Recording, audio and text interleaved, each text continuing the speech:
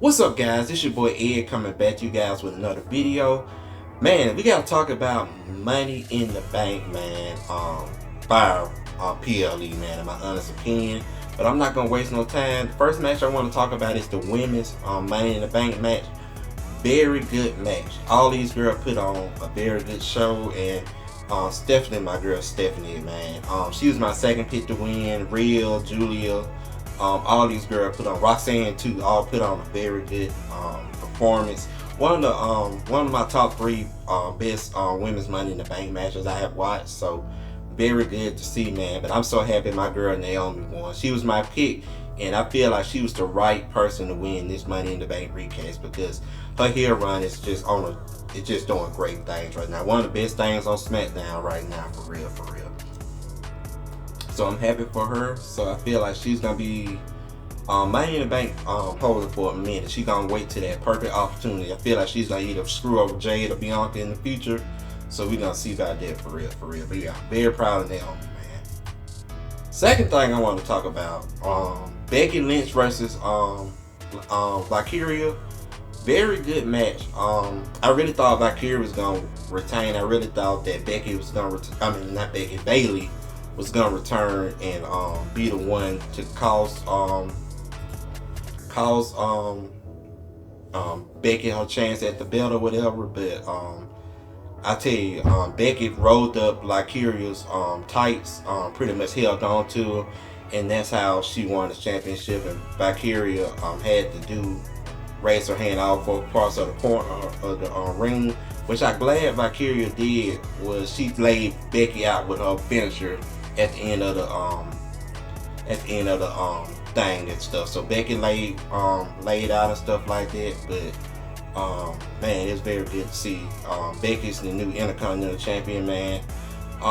What did it mean for Valkyria? She's gonna move up on the card or she's gonna stay in the mid card? But either way, we gotta run that back because I need my girl Valkyria to hopefully get her championship back because she's grown on me a lot, man. I feel like she's a future world champion or WWE Women's Champion in the future in the next coming years. So either way, it's good. Either way, for real. This man in this Money in the Bank match, great. I really like this match. They delivered a lot, man. It's so much happening in this match. So we're gonna talk about this for a minute. First thing first, the Penta driver on the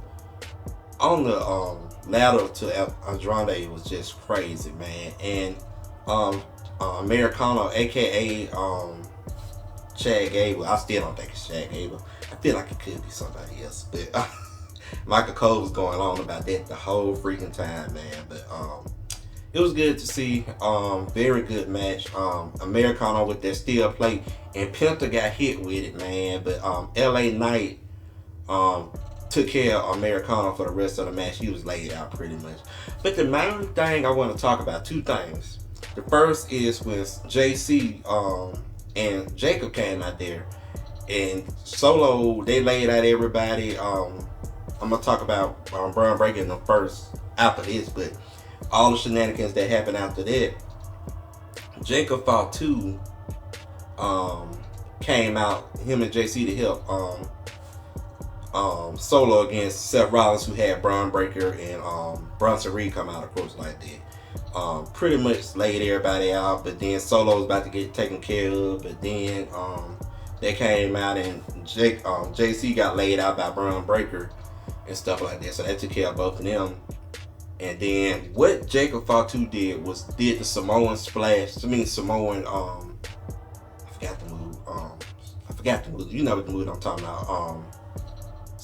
Whatever the move, I forgot. I just know it's the move most of the Roman and all them do. It's on the top of my tongue, but I can't remember it. So yeah, that was crazy. And he laid out Bronson Reed and stuff like that. So I'm thinking he's really about to hit Solo win. It was a doubt that thought in my head that Solo might actually do it, but when Jacob held that hand on that leg, because he heard what Solo said about him on Friday night, long-term storytelling, really not for real, but he pretty much called Jacob suit, saying he can't really think for himself.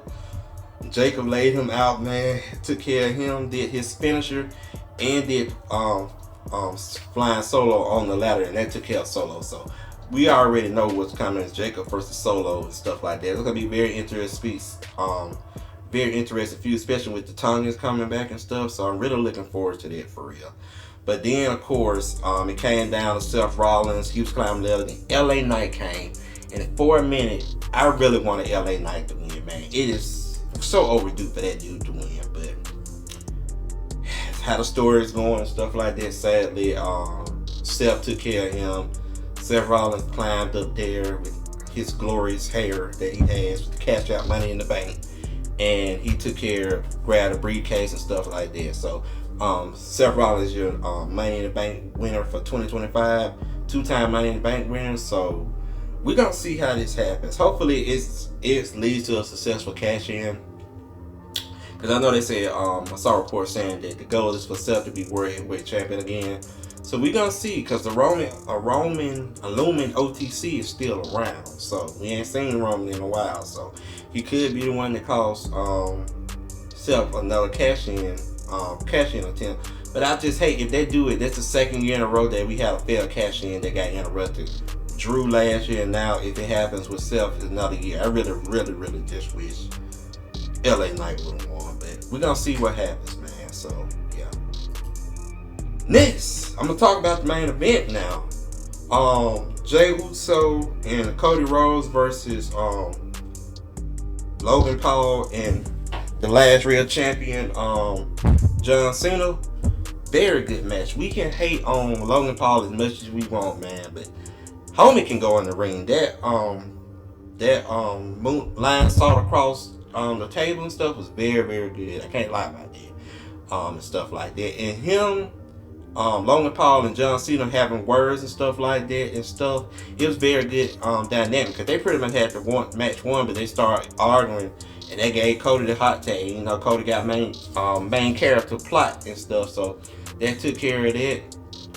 And then John Cena, sorry about that. I'm gonna talk about Logan Paul took care of Jey once Jey hit Cena with the spear. I thought it was gonna break the table, but it didn't. But Logan Paul's moonsault took care of him and Jey, so it was just down to Cody and John Cena, last real champion. Cena had that belt, man, and the referee was out there distracted, so I'm thinking, oh crap, he hit Cody. I'm thinking he about to win, but then a black man in a hoodie showed up, and I was like, who is this black dude? And it's our boy R-Truth, man. He has came back. Triple H played the crap out of all us, man. That wasn't R-Truth by that look in his eye. That was Ron Killings. If you don't know who Ron Killings is, you need to go see him, because I think the R-Truth we know and love is dead. This is Ron Killings now, for real, for real. Hit John Cena with that belt. Cody hit him with the Crossroads. 1, 2, 3. Cody Rhodes has pinned the WWE champion. So I feel like Cody's gonna get another chance at that belt, man. So sooner rather than later, for real. But it was very interesting to see, man. That wasn't R-Truth. That was Ron Killings, for real, for real. So very good main event from all four people, for real, for real. So we're already halfway through the John Cena retirement tour, man. So that's just crazy to me, for real. But last match I want to talk about, really ain't that important. Fifth match. This came out earlier, but I just put it at the end because that was the most least important to me. Dom versus Pentagon Jr., because they had Worlds Collide today, which I didn't even know about. That slipped my mind, for real. I didn't even know this. So I would have watched it if I knew it. But yeah. Dom picks up a win against Pentagon Jr. Dom is really looking good right now as Intercontinental Champion, man. So hopefully he keeps it up, for real, for real. And I'm proud to see it, though. And he still got Leah, man. Freaking, of course, his woman, for real, for real. But yeah, that's what I really thought about Money in the Bank, man. For real, for real. So I was very happy to see that. Very good pay-per-view. I give it an 8 out of 10. Really would have wished LA Knight would have won. But other than that, I was happy with it. Everything I thought was gonna happen happened, for real. I wasn't expecting Seth to win. I really thought Roman was gonna come out there and screw him, but he didn't. So we'll see how that works out down the line. I feel like he'll coming back towards Survivor Series. But I just wanted to give you my thoughts about Money in the Bank. Thank you guys for everything. Like, comment, subscribe if you guys want to. And y'all have a good day. Your boy Ed is out.